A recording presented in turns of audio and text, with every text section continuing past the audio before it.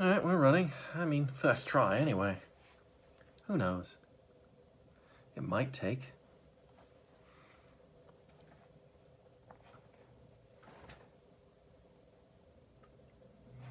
I'm a little further over.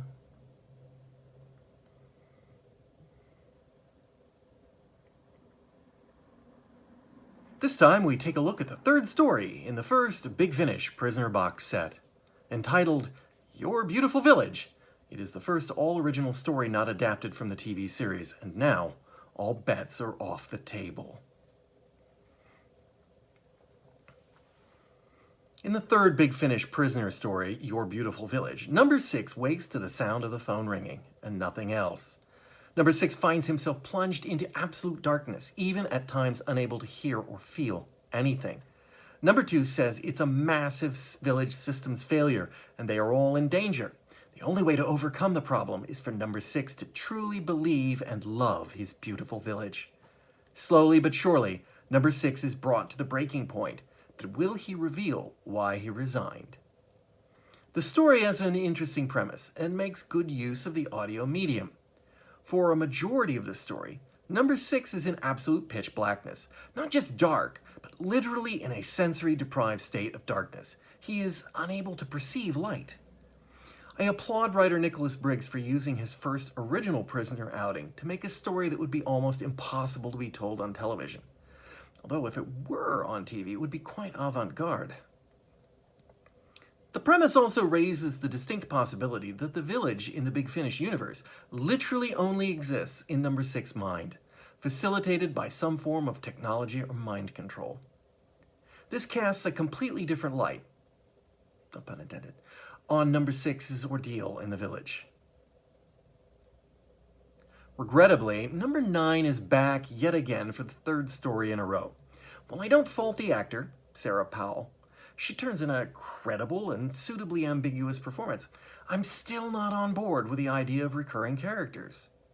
Yes, having a bond forming between characters makes different sorts of drama possible. It even makes different forms of psychological torture possible, but it also diminishes the disconcertingly impersonal, isolating, almost anonymous nature of the village. I always interpreted the original village as a metaphor of modern man's isolation in a crowded city, juxtaposed against the quaint country village where everyone knows everyone's business. I've previously noted that I like Elstop's performance as number 6, and I'm not walking that back, but it has at times seemed a bit more out of control than McGowan's performance. It has been difficult to tell if that has been a concession to the audio format and the need to emote more, or if the writer has tried to make it feel like the village really is succeeding in breaking number 6.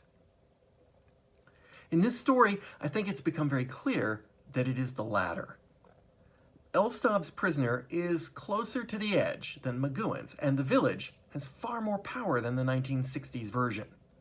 What remains unclear is, was this number 6 more emotional and unstable before he arrived, or is it simply the influence of the village? Perhaps time will tell. In the meantime, I'm not sure that I like the change, but it does add an element of unpredictability to these new stories. The negative side is that in this story, number 6, staying true to himself and being self-reliant was insufficient to thwart the machinations of number 2. I'm no longer sure that the prisoner's journey will be the same as the TV series, nor that his destination will be the same. It may be the first clue in answering the question, will Big Finish manage to bring a new take on the prisoner? Although I won't do it, it almost makes me want to go back and re-listen to the previous 2 stories before proceeding on. I was listening to those with a filter on my brain.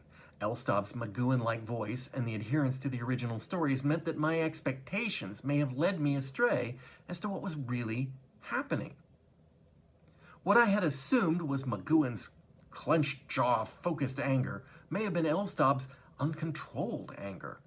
McGowan's faking a breakdown to turn the tables on his captors may have been Elstop's actual breaking down. I can no longer assume that I know how the prisoner will react, and I must take it all on face value. From this point forward, I feel Big Finish's prisoner is finally standing on its own 2 feet, and it needs to remain there. The question is, will it stumble when it returns to adapted stories from the original series? The final story in the box set, to which I've yet to listen, is The Chimes of Big Ben, one of the best and strongest stories from the original series. Now that I have real doubts that the village even exists outside number 6 mine, how will that play in a story in which our hero engages in an elaborate escape attempt? For the first time listening to this box set, I'm actually very keen on listening to the next story.